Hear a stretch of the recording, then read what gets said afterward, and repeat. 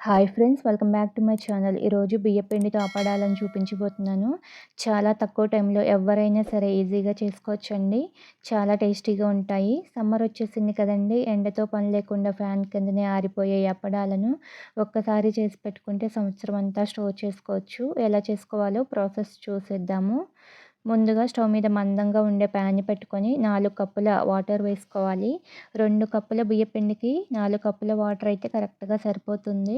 ఇందులో రుచికి సరిపడా ఉప్పు, 1 స్పూన్ జీలకర్ర, పావు స్పూన్ వంట సోడా, 1 స్పూన్ నువ్వులు వేసుకొని వాటర్‌ని బాగా మరగనివ్వాలి. కావాలంటే ఇందులో మిరియాల పొడి లేదా 6 పచ్చిమిర్చిని కచ్చా పచ్చాగా దంచుకొని వేసుకోవచ్చు.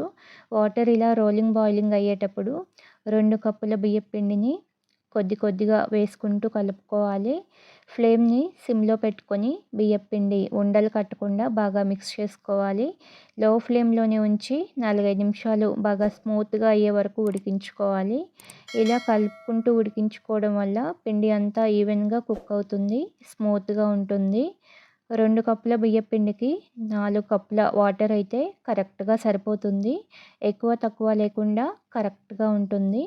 పిండి లూజ్‌గా ఉండకూడదు. ఇలా అంతా కలిసేలా బాగా కలుపుకున్న తర్వాత స్టవ్ ఆఫ్ చేసుకొని మూత పెట్టి ఒక అరగంట సేపు పక్కన పెట్టుకోవాలి. ఆవిరికి పిండి ఇంకొంచెం సాఫ్ట్‌గా, స్మూత్‌గా అవుతుంది.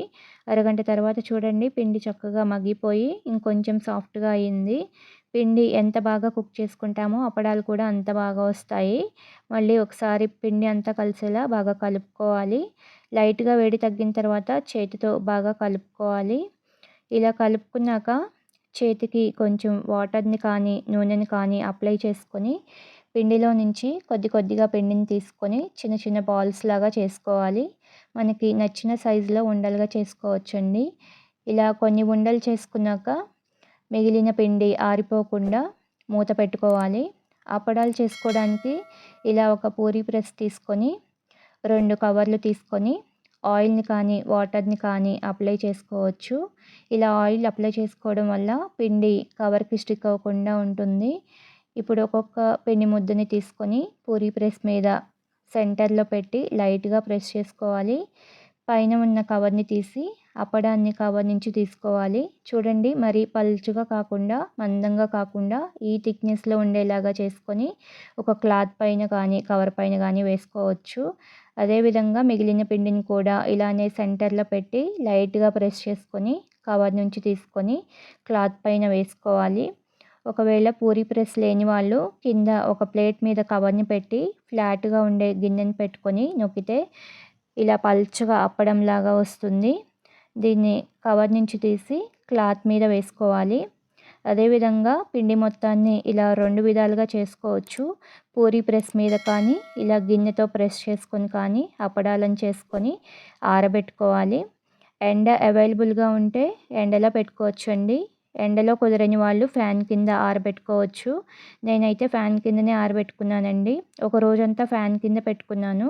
ఒక రోజంతా ఎండలో పెట్టాను.